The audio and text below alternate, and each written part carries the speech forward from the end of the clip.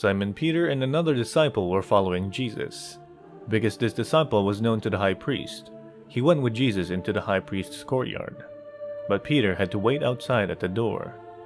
The other disciple who was known to the high priest came back, spoke to the servant girl on duty there and brought Peter in. "You aren't one of this man's disciples too, are you?" she asked Peter. He replied, "I am not." It was cold, and the servants and officials stood around a fire they had made to keep warm.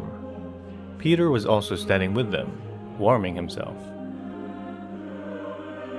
The high priest questions Jesus.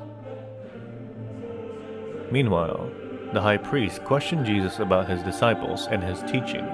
"I have spoken openly to the world," Jesus replied. "I always taught in synagogues or at the temple, where all the Jews come together. I said nothing in secret. Why question me? Ask those who heard me. Surely they know what I said." When Jesus said this, one of the officials nearby slapped him in the face. "Is this the way you answer the high priest?" he demanded. "If I said something wrong," Jesus replied, "testify as to what is wrong. But if I spoke the truth, why did you strike me?" Then Annas sent him bound to Caiaphas the high priest. Peter's second and third denials. Meanwhile, Simon Peter was still standing there warming himself. So they asked him, "You aren't one of his disciples too, are you?" He denied it, saying, "I am not." One of the high priest's servants, a relative of the man whose ear Peter had cut off, challenged him.